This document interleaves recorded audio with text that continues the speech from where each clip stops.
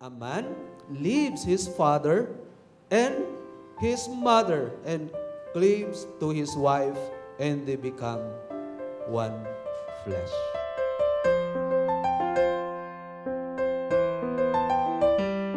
I will be always thankful sa pagmamahal, sa pag-aalaga, sa effort, sa lahat, sa bahay, sa pag-uunawa at sa pagpapatawad sa buong pagmamahalan natin.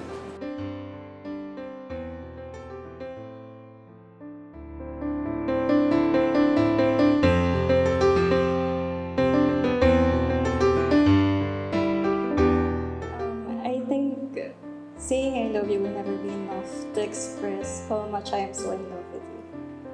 I've thought about how to describe you. I wanted to write so much, but I know that it will take more than a page. I just want you to know that you are all the good words that exist in the world.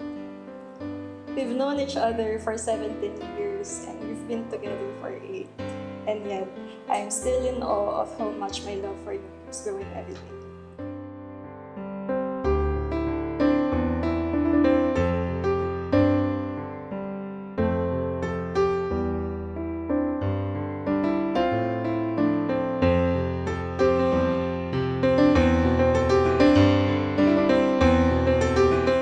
At yung pagmamahal mo para sa akin ay nagpo-provide ng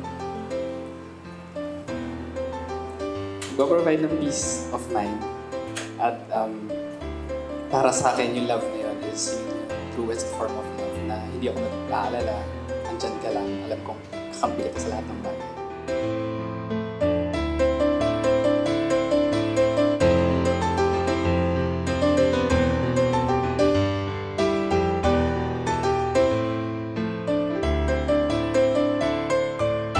Salamat po sa kanila, syempre, sa pagpapalaki sa akin, ganyan. And everything po. Ganyan.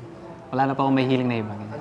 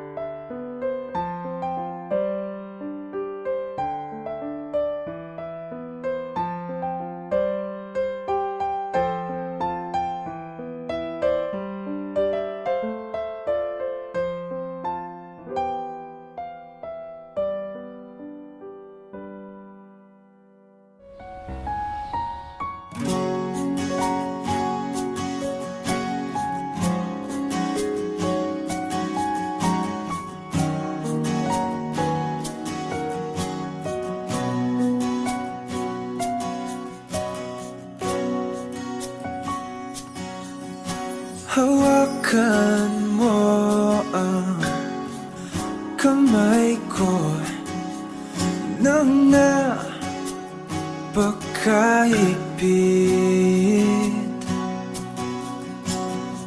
Pakinggan mo ang tinig ko.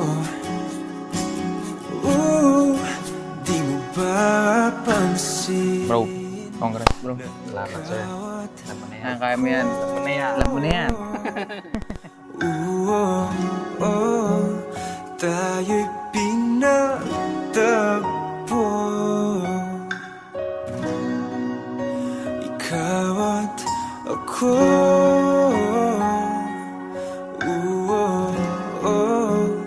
Di na muling magkakalayo. Siyempre, dahil alam ko na sa buhay natin at ikaw ay deserving sa all of good things in life. Kaya pangako ko na hopefully magawa ko in the future ganun din. Ang pagmamahal mo sa akin na lagi ko din na-describe sa'yo is, di ba, yung feeling na parang hinahag yung puso at kaluluwa mo. Mahal kang talaga.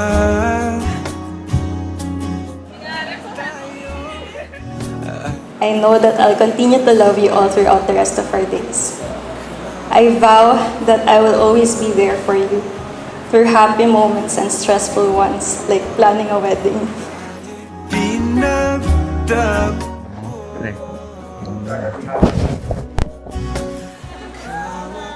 Ko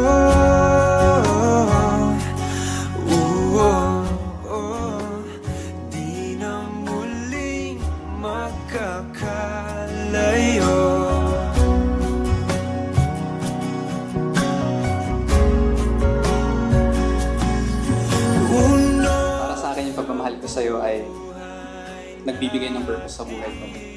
Kaya lagi kita susuportahan, kaya respetuhin at mamahalin bilang kaibigan mo, best friend mo, boyfriend mo dati at ngayon bilang asawa mo. Mahal na mahal kita. Tadhana, ikaw ang aking bituin. Ikaw at ako,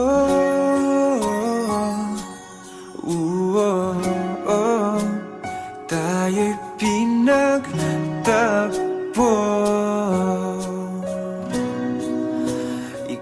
Because I know we work better as a team.